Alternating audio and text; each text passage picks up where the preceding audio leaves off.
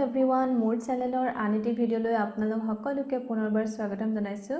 আজিৰ ৰেচিপিটো এটা আচাৰৰ ৰেচিপি হয় আৰু এই ৰেচিপিবিধ খুব কম সময়তে তৈয়াৰ কৰিব পাৰি আৰু খাবলৈও বহুত ধুনীয়া হয়। বলকচোন আজি ভিডিওটো আৰম্ভ কৰো। আচাৰ বনাবৰ কাৰণে ভিডিওটো দেখুৱাৰ ধৰণে আদা এটুকুৰা লৈছো আৰু নহৰু এনেকুৱা 4টা বান্ডল মানে 4টা ফুটা লৈছো। জলকীয়া অলপমান লৈছো। জলকীয়াখিনি ভালদৰে ধুই ৰ'দত 2 ঘণ্টাৰ কাৰণে শুকুৱালো আৰু আচাৰত আমি যেতিয়া জলকীয়া ব্যৱহাৰ কৰো জলকীয়াৰ ঠাৰিবিলাক ৰ'দত শুকুৱাৰ পাছতহে আঁতৰাব লাগে, নহলে পাছত ভেঁকুৰ লাগি যাব পাৰে।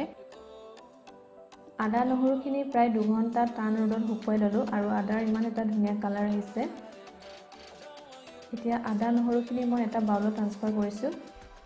আদা নহৰু যেতিয়া আচাৰ বনোৱা হয় তেতিয়া আদাৰ পৰিমাণটো নহৰুতকৈ কম হ'ব লাগে। ধনিয়া লৈছো 1 চামুচ,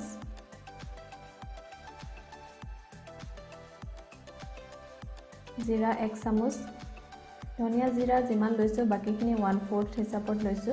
মেথি দিলো 1/4, বগা সৰিয়হ দিছো 1/4। মছলাৰ পৰিমাণ অলপ কম হোৱা যেন দেখি আকৌ লৈছো ধনিয়া 1 চামুচ, জিৰা লৈছো 1 চামুচ আৰু বগা সৰিয়হ 1/4, মেথি 1/4 আৰু আগৰ মছলাখিনিত সফ এড কৰা নাছিলো সেইকাৰণে সফ লৈছো 1/2 টেবুলস্পুন।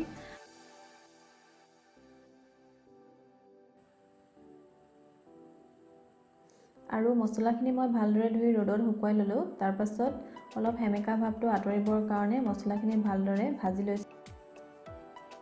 এইখিনি বহুত দেৰি ভাজিব নালাগে, অলপ গৰম কৰিলেই হৈ যায়। আৰু এইখিনি মই এতিয়া মিক্সিং জাৰলৈ ট্ৰান্সফাৰ কৰিছো। যেতিয়া অলপ ঠাণ্ডা হ'ব তেতিয়া পিচি ল'ম। মছলাখিনি পিছা হৈ গৈছে, মই অলপ গোটা গোটাকৈ ৰাখিছো। আচাৰত দিবৰ কাৰণে মিঠাতেল ব্যৱহাৰ কৰিছো। মেজাৰিং কাপৰ যেটো 1/2 কাপ থাকে 125 ml ব্যৱহাৰ কৰিছো। আৰু তেলখিনি মাৰ গলে এনেদৰে ধোঁৱা ওলাব। এইখিনি তেল এতিয়া মাৰ গৈছে আৰু গেছৰ ফ্লেমটো অফ কৰি দিছো। তেলখিনি যেতিয়া অলপ কুহুমীয়া গৰম হৈ থাকিব তেতিয়া যিখিনি পিছা মছলা আছিল সেইখিনি দি দিছো। 1/2 চামুচ কলা জিৰা গোটাকে দিছো।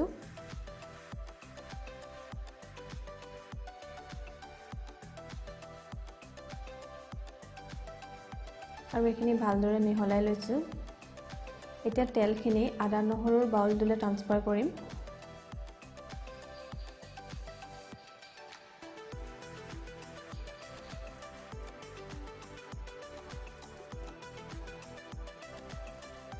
এতিয়া জলকীয়া এড কৰিছো। বাকি থকা তেলখিনিও ইয়াত দি দিম আৰু চামুচ এখনেৰে গোটেইখিনি ভালদৰে মিলাই লৈছো।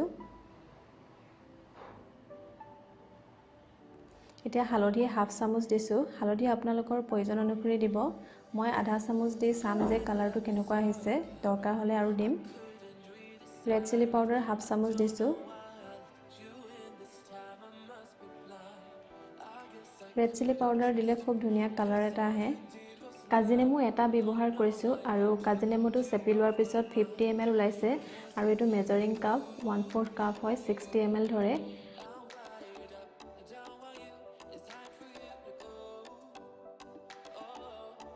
আচাৰৰ কালাৰটো অলপ কম অহা যেন দেখি হালধি আৰু আধা চামুচ ব্যৱহাৰ কৰিছো। ইচ্ছা কৰিলে আপোনালোকে ভিনেগাৰো ব্যৱহাৰ কৰিব পাৰে, কিন্তু মই ভিনেগাৰ ব্যৱহাৰ কৰা নাই। নিমখ 1 চামুচ। নিমখ হালধি নিজৰ প্ৰয়োজন অনুসাৰে ল'ব লাগিব।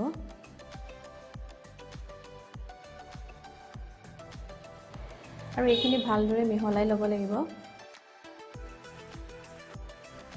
আদা নহৰু আৰু জলকীয়াৰ আচাৰখিনি ৰেডি হৈ গৈছে আৰু এইখিনি মই কাঁচৰ বৈয়ামত ৰাখি থম আৰু কেইদিনমান ৰ'দাম।